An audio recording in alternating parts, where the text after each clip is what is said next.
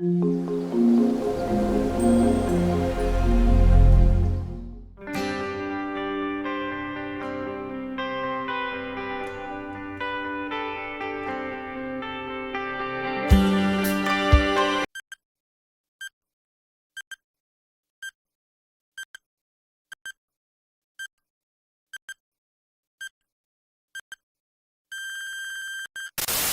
dan saudara, Shalom. Shalom. Saudara diberkati Tuhan. Haleluya. Kita bersama-sama memuliakan nama Tuhan. Kita mau mengagungkan Dia, kita mau menyembah Dia. Oleh karena pemeliharaan Tuhan sungguh nyata di dalam hidup kita. Saya undang untuk sidang jemaat bagi berdiri. Kita mau bermazmur bagi Tuhan. Kita mau mengagungkan Dia. Allah itu bagi kita tempat perlindungan dan kekuatan, sebagai penolong dalam kesesakan sangat terbukti. Sebab itu kita tidak akan takut sekalipun bumi berubah, sekalipun gunung-gunung goncang di dalam laut, sekalipun ribut dan berbuih airnya, sekalipun gunung-gunung goyang oleh geloranya. Kota Allah, kediaman yang maha tinggi, disukakan oleh aliran-aliran sebuah sungai. Allah ada di dalamnya. Kota itu tidak akan goyang, goncang. Allah akan menolongnya menjelang pagi. Bangsa-bangsa ribut, kerajaan-kerajaan goncang. Ia mendengarkan suaranya dan bumi pun hancur. Tuhan semesta alam menyertai kita. Kota benteng kita ialah Allah Yakub. Terima kasih buat janji firman-Mu Tuhan. Kami bersyukur pagi hari ini Tuhan, sebab penyertaan-Mu sempurna atas kehidupan kami. Kami umat-Mu di tempat ini Tuhan, mau memuji, mau menyembah-Mu Tuhan Yesus. Sebab Engkau-lah Allah pelindung kami.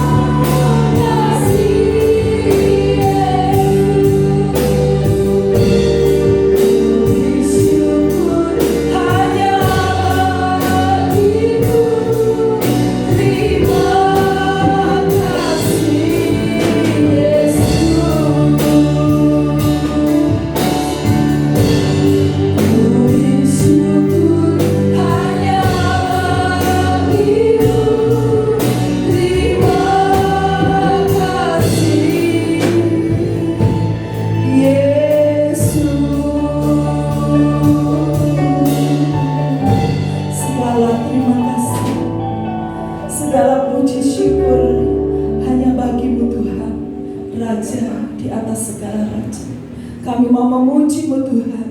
Kami mau memuliakan-Mu Tuhan. Kami percaya Engkau hadir di tengah-tengah kami, memberkati ibadah kami pagi hari ini. Dalam nama Tuhan kami Yesus Kristus, kami mau bersorak-sorak buat Engkau, karena Engkau teramat baik bagi kami. Haleluya. Amin. Saudara bersuka cita pagi hari ini? Sorakan haleluya. Haleluya. Tuhan Yesus berkuasa di bumi dan di surga.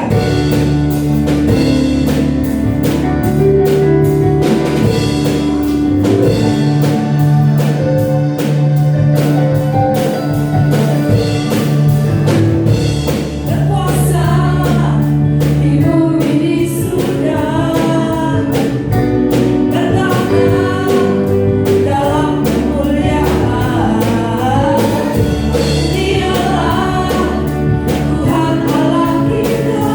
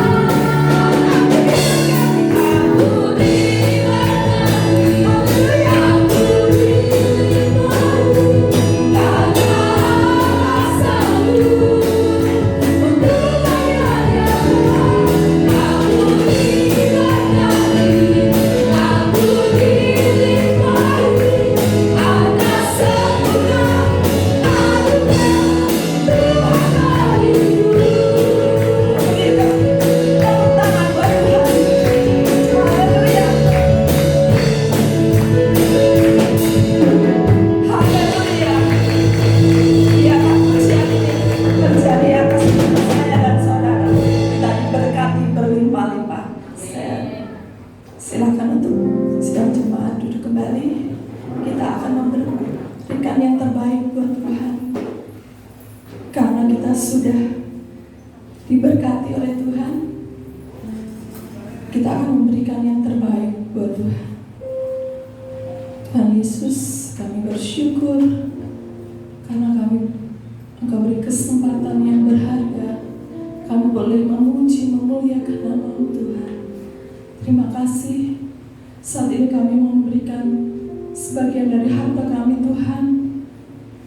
Engkau memberkati setiap kami Tuhan. Oleh sebab itu kami mau memberi yang terbaik buat Engkau.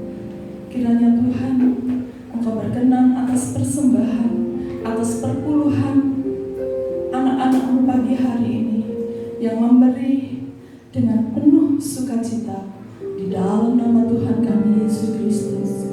Haleluya. Amin.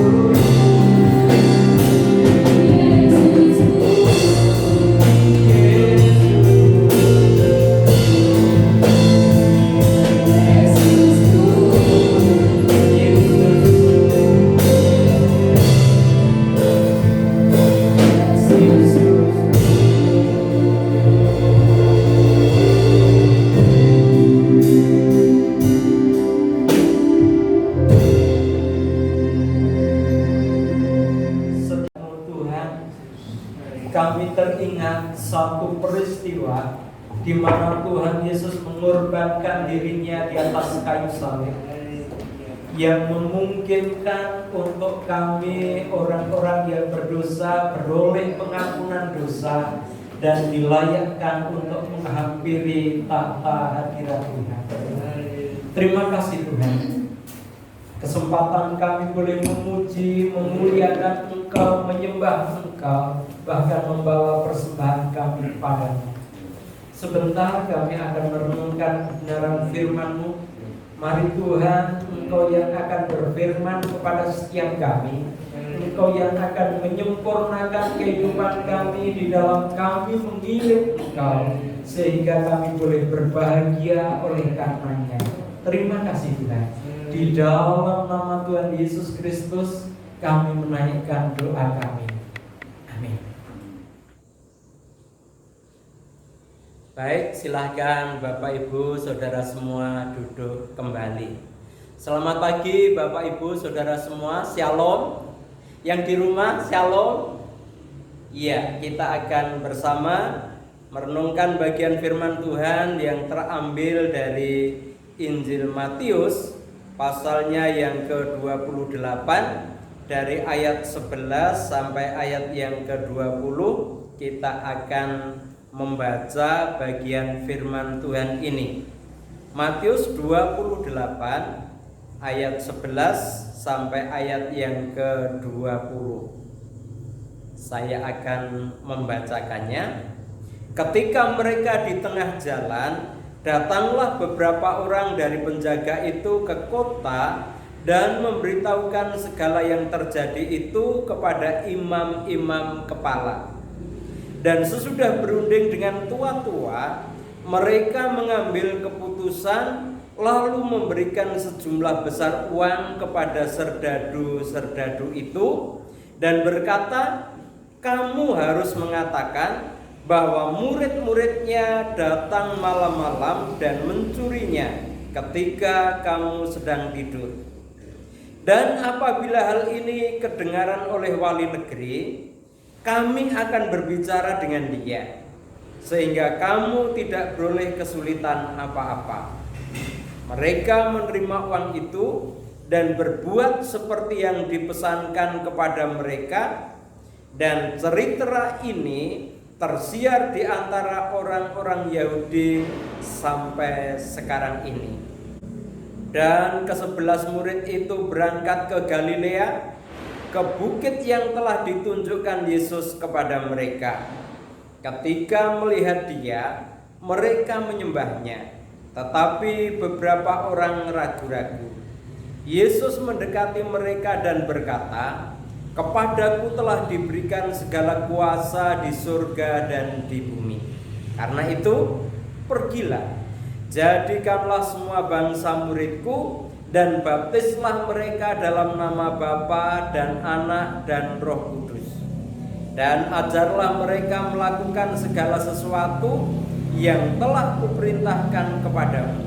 Dan ketahuilah, Aku menyertai kamu senantiasa sampai kepada akhir zaman."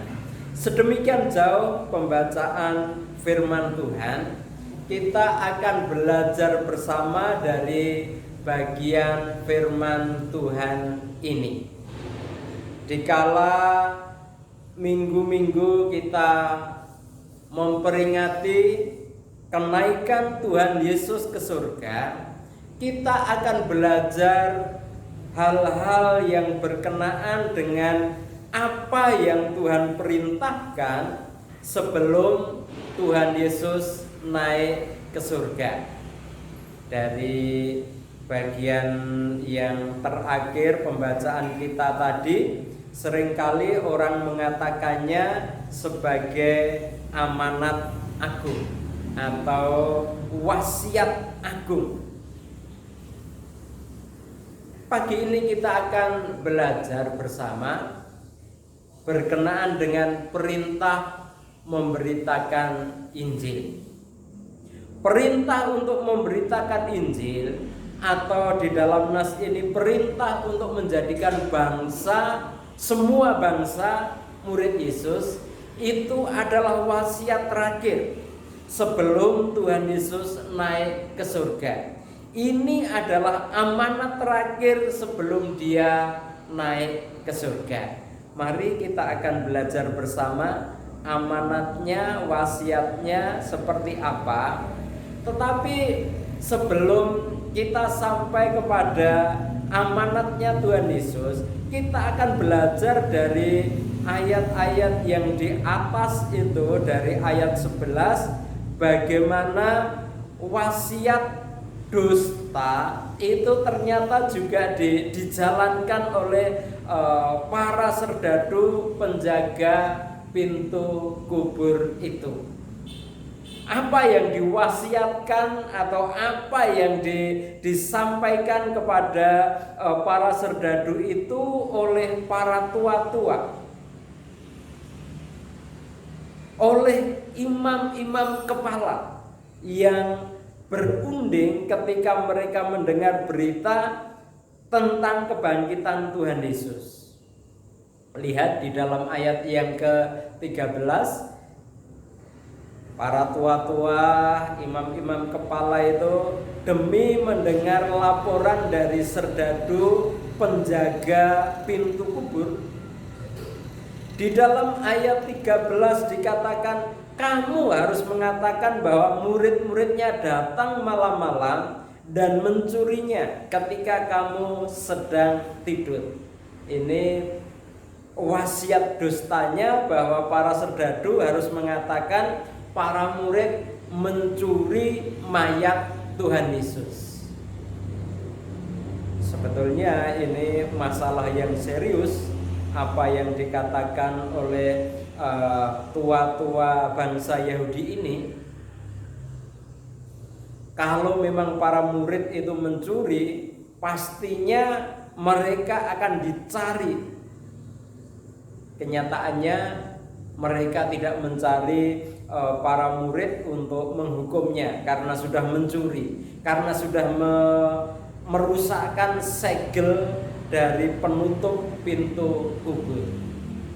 Hal lain juga, mengapa di dalam ayat 14 dikatakan, dan apabila hal ini kedengaran oleh wali negeri, kami akan berbicara dengan dia sehingga kamu tidak beroleh kesulitan apa-apa.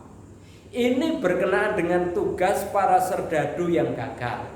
Kalau benar bahwa mayat Tuhan Yesus dicuri para muridnya, serdadu penjaga pintu kubur itu akan mendapat hukuman. Itulah sebabnya para tua-tua Yahudi menjamin mereka dengan mengatakan, apabila hal ini kedengaran oleh wali negeri, kami akan berbicara dengan dia sehingga kamu tidak beroleh kesulitan apa-apa. Ini dusta yang akan ditutupi juga dengan dosa lagi. Para tua-tua Yahudi akan menanggung segala risiko yang akan dihadapi oleh para serdadu. Lihat di dalam ayat yang ke-15, mereka menerima uang itu dan berbuat seperti yang dipesankan kepada mereka. Dan cerita ini tersiar di antara orang Yahudi sampai sekarang ini. Para serdadu mentaati wasiat dari para pendusta, yaitu tua-tua bangsa Yahudi pada waktu itu. Ini adalah peristiwa yang terjadi sebelum Tuhan Yesus naik ke surga. Kembali kepada ayat yang ke-19, perintah untuk memberitakan Injil diawali dari ayat yang ke-18. Tuhan katakan, kepadaku telah diberikan segala kuasa di surga dan di bumi. Karena itu pergilah, jadikanlah semua bangsa muridku. Ini berbeda dengan apa yang ada di dalam Injil Matius pasal 10 ayat 5 sampai 6 di sana. berkenaan dengan perintah Tuhan Yesus kepada para murid untuk memberitakan Injil pada waktu itu. Pemberitaan Injil pada waktu itu hanya dibatasi kepada orang-orang Yahudi saja. Hanya kepada orang Israel saja Injil diberitakan pada waktu itu. Sehingga konsekuensinya ada orang yang mengatakan bahwa Kristen itu hanya diperuntukkan bagi bangsa Yahudi. Betulkah yang demikian? Mari saya akan mengajak belajar lebih lanjut berkenaan dengan perintah untuk memberitakan Injil ini, atau menjadikan segala bangsa murid Yesus. Sekali lagi ayat 19, pergilah, jadikanlah semua bangsa muridku. Kalau di dalam Injil Matius hanya kepada orang Yahudi Injil itu diberitakan, tetapi menjelang Tuhan Yesus naik ke surga, Dia memberikan wasiatnya, Dia memberikan amanatnya kepada para murid, termasuk juga kepada kita gereja Tuhan saat ini. Amanat ini, wasiat ini harus kita laksanakan. Dan beda dengan apa yang ada di dalam pasal 10 dalam Injil Matius ini, ketika dia memberitakan, mewasiatkan, memerintahkan untuk para murid itu menjadikan segala bangsa murid Yesus, berarti di sini Tuhan Yesus menegaskan beberapa hal di dalam pelayanannya. Dia mengatakan di dalam Injil Yohanes pasalnya yang ke-14, Yohanes 14 ayatnya yang ke-6, dia mengatakan bahwa akulah jalan dan kebenaran dan hidup. Tidak ada seorang pun yang datang kepada Bapa kalau tidak melalui aku. Ketika Tuhan Yesus memerintahkan untuk menjadikan segala bangsa muridnya, sekali lagi dia menegaskan apa yang telah dikatakannya, bahwa Tuhan Yesus adalah satu-satunya jalan ke surga. Ada pepatah yang mengatakan bahwa banyak jalan menuju ke Roma. Betul.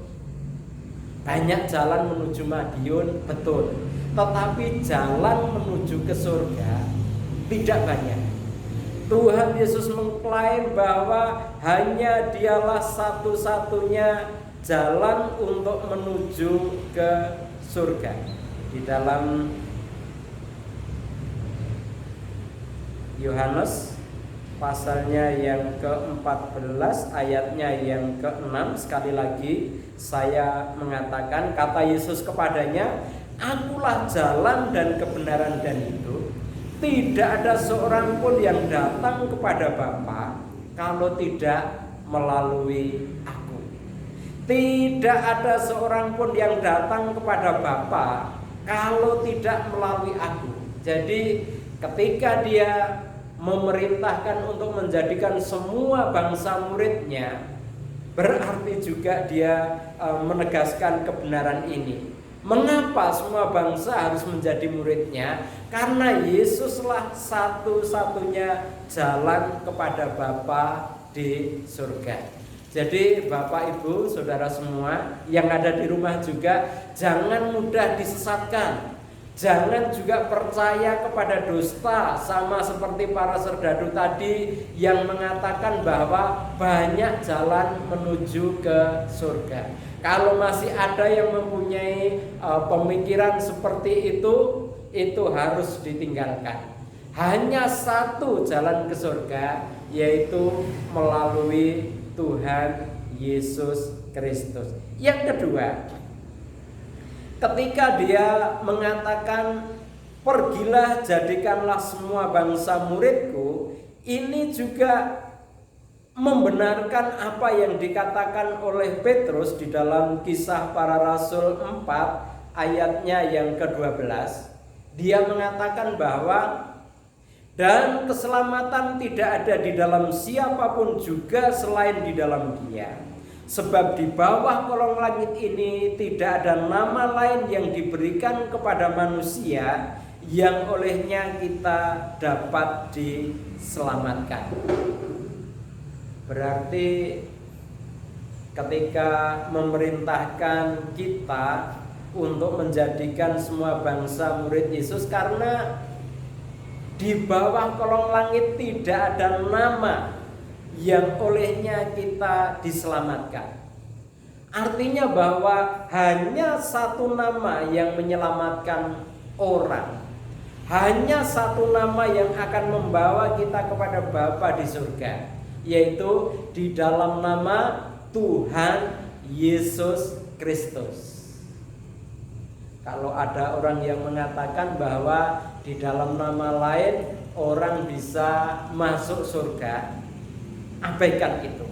Sama seperti para tua-tua tadi yang mengatakan itu dan ini, yang menyuap dan lain sebagainya, untuk mengaburkan berita Injil itu, untuk mendustakan berita Injil itu. Jadi di bawah kolong langit tidak ada nama lain yang diberikan sehingga manusia dapat diselamatkan, kecuali hanya di dalam nama Tuhan Yesus Kristus. Hal yang lain lagi, bagian yang ketiga, ketika Tuhan memerintahkan untuk menjadikan semua bangsa muridnya, kita akan melihat di dalam 1 Yohanes pasalnya yang kelima, ayatnya yang ke-11 dan ayatnya yang ke-12. Dan inilah kesaksian itu, Allah telah mengaruniakan hidup yang kekal kepada kita, dan hidup itu ada di dalam Anaknya. Barang siapa memiliki Anak, ia memiliki hidup. Barang siapa tidak memiliki Anak, ia tidak memiliki hidup. Rasul Yohanes memberikan kebenaran ini dalam kaitannya dengan perintah memberitakan Injil, perintah untuk menjadikan semua bangsa murid Yesus, bahwa hidup kekal itu hanya ada di dalam Tuhan Yesus Kristus. Itulah sebabnya Yohanes mengatakan bahwa ayat 11, inilah kesaksian itu, Allah telah mengaruniakan hidup yang kekal kepada kita, dan hidup itu ada di dalam Anaknya. Dengan kata lain, bahwa orang yang menerima Tuhan Yesus Kristus, dia akan menerima hidup yang kekal. Perintah untuk menjadikan semua bangsa muridnya, artinya bahwa semua orang yang menjadi muridnya, dia akan memperoleh hidup yang kekal. Gambarannya begini, saudara. Di sini ada tempat tisu, ya. Di sini ada tisu. Kemudian ini ada kotak tisu. Orang yang menerima Tuhan Yesus, dia akan memiliki hidup kekal. Sama gambarannya, orang yang menerima kotak ini, dia akan menerima tisu yang ada di dalamnya. Jadi barang siapa yang menerima Tuhan Yesus Kristus sebagai Tuhan dan Juru Selamatnya, ia akan memiliki hidup yang kekal. Itu satu hal penting berkenaan dengan perintah untuk memberitakan Injil di dalam ayat yang ke-19 tadi. Yang berikutnya, ini bagian yang keempat, bagian yang terakhir, mengapa Tuhan memerintahkan kepada murid-muridnya, kepada setiap kita untuk memberitakan Injil. Kita akan melihat di dalam 1 Timotius pasalnya yang kedua. 1 Timotius pasalnya yang kedua, ayatnya yang ke-5. Demikian saya akan membacakan. Karena Allah itu esa, dan esa pula Dia yang menjadi pengantara antara Allah dan manusia, yaitu manusia Kristus Yesus. Camkan baik-baik. Allah itu esa, dan esa pula Dia yang menjadi pengantara antara Allah dan manusia, yaitu manusia Kristus Yesus. Artinya bahwa hanya Tuhan Yesus pengantara yang akan membawa manusia itu kepada Bapa di surga. Namung Gusti Yesus ingkang saged ngirit kula lan panjenengan lumebet dhateng swarga mulya papan pidalemanipun Allah Sang Rama ingkang wonten ing swarga. Jadi kalau ada orang yang mempunyai pengantara yang lain, ya, ada orang yang mengharap doa dari pribadi yang lain pada hari penghakiman nanti, itu adalah hak mereka. Tetapi bagi setiap kita yang adalah murid Yesus, Tuhan Yesus mengatakan, pergilah jadikanlah semua bangsa muridku. Karena di dalam 1 Timotius ini dikatakan bahwa hanya satu pengantara kepada Allah yang esa, yaitu Tuhan Yesus Kristus. Ini erat kaitannya dengan pemberitaan Injil. Karena di luaran sana ada orang-orang yang sudah mempunyai pengantaranya sendiri untuk nanti masuk surga. Tetapi bagi setiap kita tidak. Bahwa Allah itu esa, dan pengantara antara Allah dengan manusia itu juga esa, yaitu manusia Yesus Kristus. 4 kebenaran ini yang harus kita pegang, sehingga ketika kita memberitakan Injil mempunyai satu keyakinan bahwa Tuhan Yesus Kristus sebelum Dia naik ke surga memberikan wasiat, memberikan perintah untuk kita memberitakan Injil. Dan lihat nanti dari pembacaan kita bagian yang terakhir, Dia berjanji bahwa Dia akan menyertai senantiasa kepada orang yang memberitakan Injil, yang menjadikan orang murid Yesus. Bapak Ibu Saudara semua mau tetap disertai Tuhan. Janjinya orang yang menjadikan semua bangsa murid Yesus, dia yang akan disertai oleh Tuhan. Yang pada akhirnya wasiat ini, perintah ini menuntut ketaatan bagi kita semua. Oleh karena itu, mari kita mentaati perintahnya untuk menjadikan semua orang murid Yesus.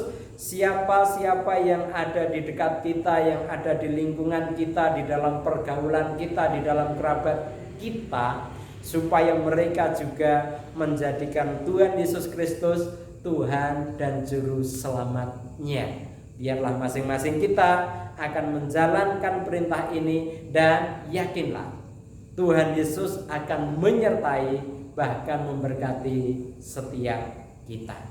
Amin. Mari kita bersatu hati, kita akan datang kepada Tuhan. Bersyukurlah kalau setiap saudara sudah memberitakan Injil.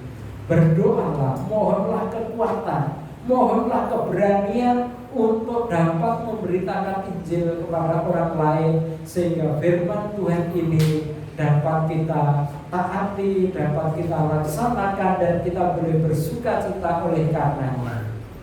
Kita berdoa.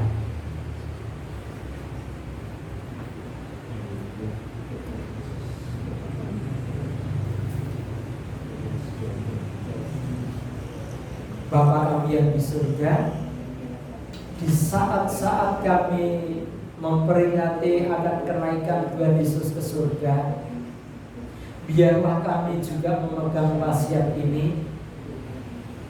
Masing-masing kami memegang amanat ini untuk kami dapat memberitakan Injil kepada orang lain, untuk dapat menjadikan orang lain murid Yesus. Biarlah mereka beroleh keselamatan yang Engkau janjikan. Terima kasih Tuhan.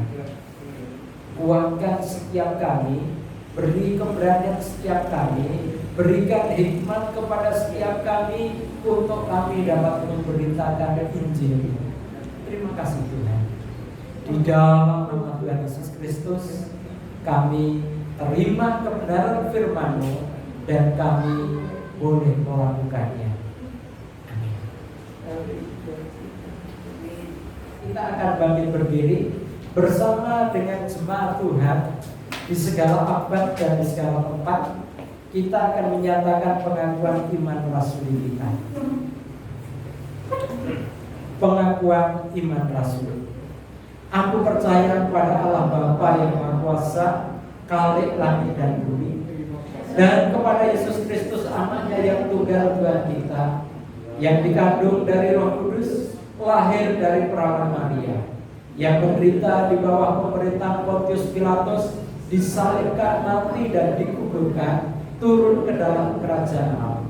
Pada hari yang ketiga bangkit pula dari antara orang mati, naik ke surga, duduk di sebelah kanan Allah Bapa yang Maha Kuasa, dan akan datang kembali untuk menghakimi orang yang hidup dan yang mati. Aku percaya pada Roh Kudus, gereja yang kudus dan am, persekutuan orang kudus, pengampunan dosa, kebangkitan tubuh, dan hidup yang kekal. Amin.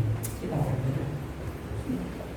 Bapak, sebelum kami undur dari tempat ini, kami membawa syafaat kami kepadamu. Tiada henti kami menaikkan doa permohonan kami untuk bangsa kami Indonesia yang sedang dilanda pandemi COVID-19. Tuhan, mari dari tempat yang maha tinggi Engkau mendidik bangsa kami. Engkau menyatakan belas kasih-Mu kepada kami. Engkau menyatakan kesembuhan-Mu kepada kami. Engkaulah Yehova Rafa. Mereka yang saat ini ada di dalam sakit, termasuk mereka juga yang terpapar COVID-19, kami berdoa yang jumlahnya sudah 17 ribuan itu, mereka yang masih ada yang menderita sakit, mari Tuhan Engkau yang menyembuhkannya. Engkaulah Yehova Rafa, nyatakan kuasa kesembuhan-Mu. Engkaulah Allah penyembuh itu, sehingga bangsa kami terbebas dari pandemi ini, sehingga perekonomian kembali pulih, tatanan kehidupan berbangsa, bernegara, bermasyarakat kembali pulih. Kami boleh kembali seperti sedia kala. Itu kerinduan kami ya Tuhan. Dan kami berdoa, jauhkanlah anak-anak Tuhan, jauhkanlah gereja Tuhan, jauhkanlah jemaat GSPI dari paparan COVID-19 ini, sehingga tidak ada di antara saudara kami yang harus menderita oleh karena sakit penyakit ini. Terima kasih Tuhan. Kami berdoa untuk Bapak Satime, Bu Satime, Om Evan, dan juga saudara yang lain yang ada di dalam kelemahannya. Biarlah Tuhan juga yang akan memberikan pemulihan kesehatan mereka, sehingga boleh memuliakan Engkau.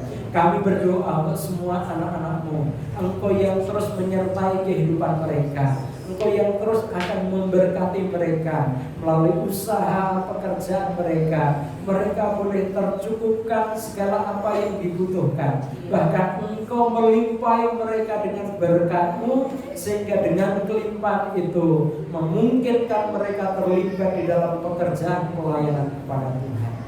Terima kasih Tuhan.